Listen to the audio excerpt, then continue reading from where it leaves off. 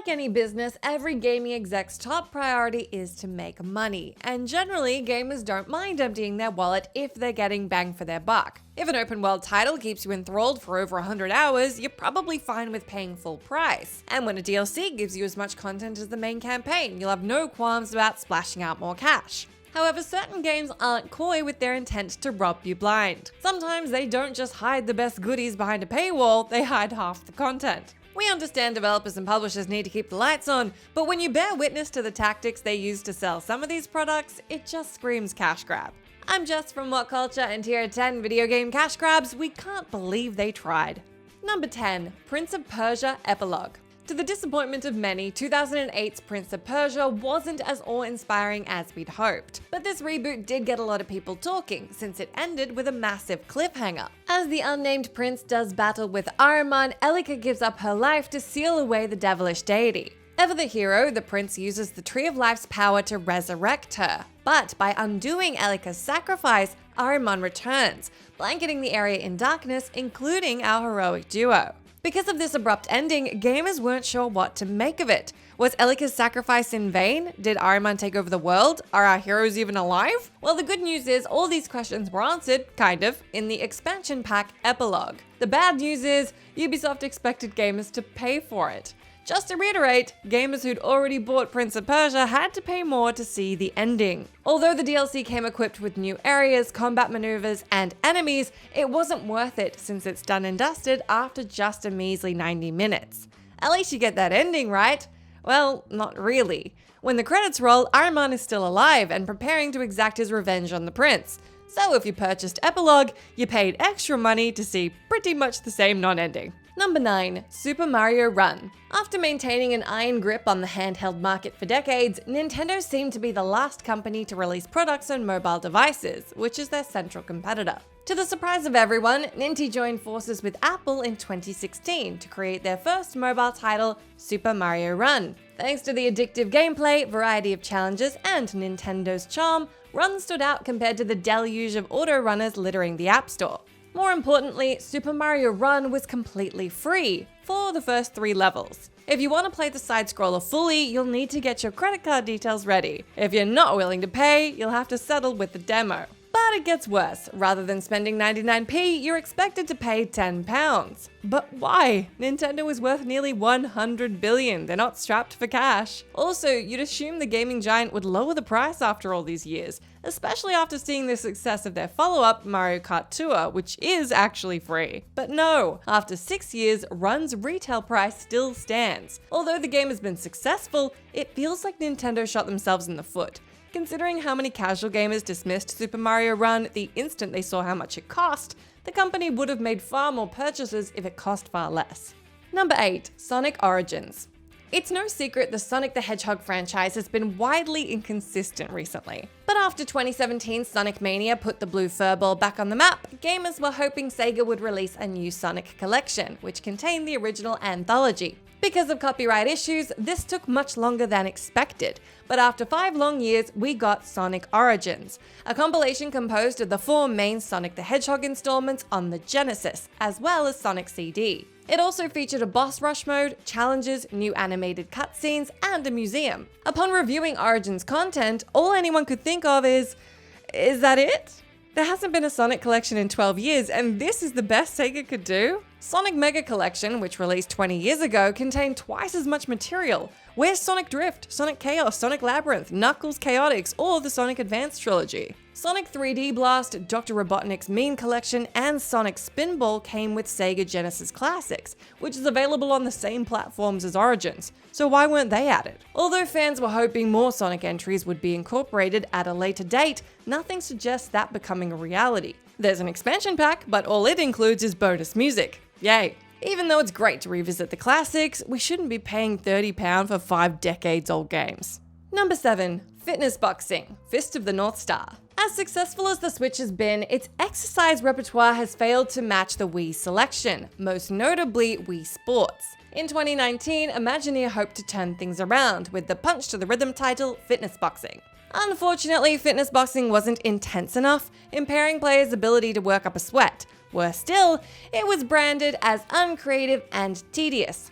2 years later, Imagineer released a sequel, which received the same harsh criticisms. At this point, it would have been sensible for the creators to go back to the drawing board and revise the gameplay, so the inevitable follow-up would meet the criteria. Instead, Imagineer devised a spin-off based on the beloved manga series Fist of the North Star. Since the hero, Kenshiro, is among the greatest fighters in all of storytelling, this seemed like a smart move. But because the developers didn't revise the core mechanics, this installment was plagued with the same problems as before. In a way, it's worse, since the source material doesn't gel with the gameplay. Fist of the North Star is ludicrously violent, with characters being reduced to blood fountains in every issue. Since the game contains no gore, the Fist of the North Star motif was wasted. If Imagineer thought gamers would fork over the money for this lazy spin-off just because it's barely connected to a popular brand, they were sadly mistaken. Number 6. Apex Legends Season 2. When a game is expected to be a hit, it's customary for the publishers to promote the hell out of it before launch. So when EA Sports dropped Apex Legends with no song and dance, the gaming community was justifiably dubious. And yet, the free-to-play shooter received universal love on all consoles, except the Switch. Don't know what happened there. Thanks to the wonderful ping system, innovative mechanics, and awesome gunplay, Apex Legends suitably became the apex of the Battle Royale subgenre. Then Season 2 introduced the bane of modern gaming, loot boxes. This was the worst kind of reward system, since certain items could only be obtained through this infernal mechanic. Because such rewards would only be available for a certain length of time, players bought these cosmetics in a panic, worried they wouldn't get another chance. Worst of all, one legendary called the Raven's Bite couldn't be unlocked unless you obtained all 24 crowns, which cost the equivalent of $160. Once you do this, you have to pay an extra $35 to actually buy the weapon. Die-hard gamers were so disgusted, many quit soon after, despite EA's best efforts to amend the issues. Number 5. Ghost Recon Breakpoint. Ghost Recon Breakpoint was massacred before release when early access users revealed how every item could be purchased with real money. Now, most gamers don't mind if certain weapons and upgrades require microtransactions, but turning this Tom Clancy adaptation into a pay-to-win game isn't fair for anyone. As hard as it is to believe, the shooter was actually meant to have more microtransactions. Originally, Breakpoint would have utilized time saves, much like the Assassin's Creed franchise. Gamers were up in arms about this, encouraging Ubisoft to remove them, saying they were included by mistake. Sure they were. But to nobody's surprise, the developers inserted the time savers at a later date, hoping nobody would notice. And they did. Being the devil's advocate, none of the basic weapons and attachments cost much. Also, you can obtain these items by using in-game currency. But due to the absurd amount of grinding required, you'll want to bypass the tedious rigmarole by spending your hard-earned cash on the best armaments. Unfortunately, buying guns is more complicated than you'd expect. You have to purchase the weapons, the underbarrels, and the magazines separately. So if you want to arm yourself with a handful of decent weapons, it'll cost you an arm and a leg. Number 4. Mass Effect Andromeda's Collector's Edition didn't include the game. Since Mass Effect Andromeda was broken at launch and wasn't a particularly good game overall, you'd think that would be enough to justify this dud being labeled a cash grab. But this fumbled sequel committed a far more grievous sin. When a franchise becomes hugely popular, it's not out of character for the developers to toss out a special edition, just to bring in a little extra money.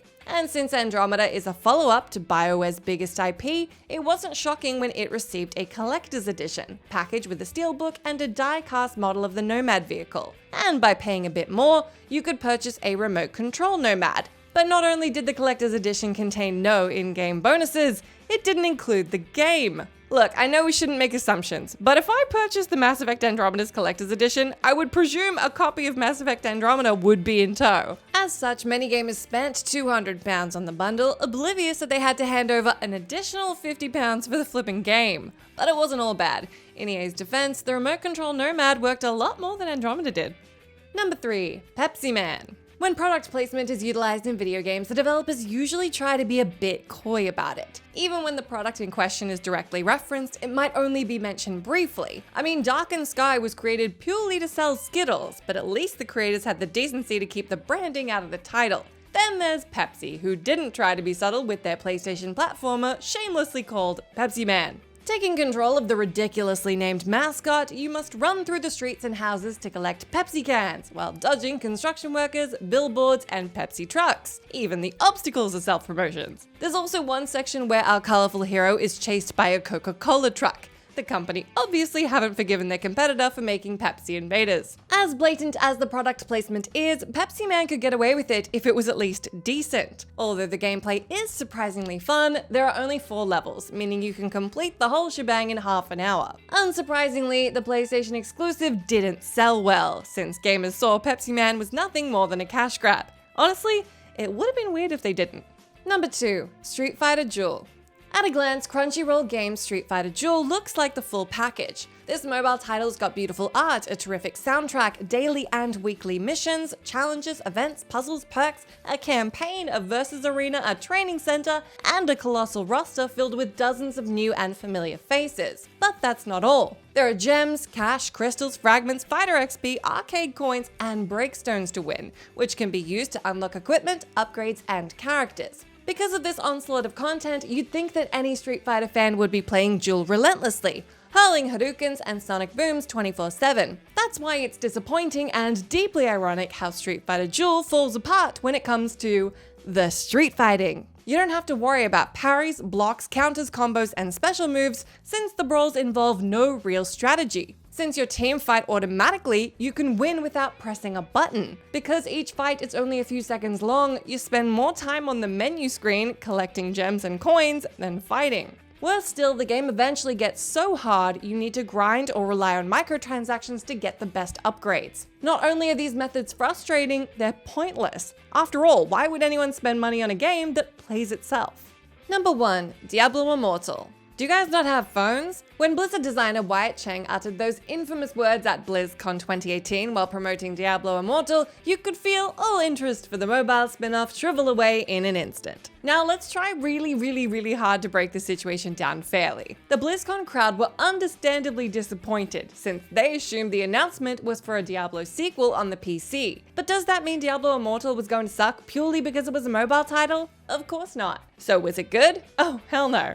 Immortal's microtransactions are more relentless than a Terminator. While describing this deeply flawed reward system, critics used words like malicious, manipulative, and predatory. If any mechanic is called predatory, the developers should take that as a sign they screwed up big time. If you thought such terms were hyperbolic, it's anything but. One YouTuber calculated it would take a decade to fully upgrade one character without relying on purchases. If you wish to bypass this barbaric level of grinding, you could upgrade the character to the max by spending $100,000. Although Blizzard promised to deliver, gamers made it clear how disgusted they were with the final result, giving Diablo Immortal a Metacritic user score of 0.2 out of 10, the lowest rating any game's received in the site's history. That's the end of our list, but let me know down in that comment section if you can think of any other video game cash grabs you can't believe actually exist. As always, I've been Jess from WhatCulture. Thank you so much for hanging out with me. If you like, you can come say hello to me on my Twitter account where I'm at Jess McDonald, but make sure you stay tuned to us here for plenty more great gaming lists.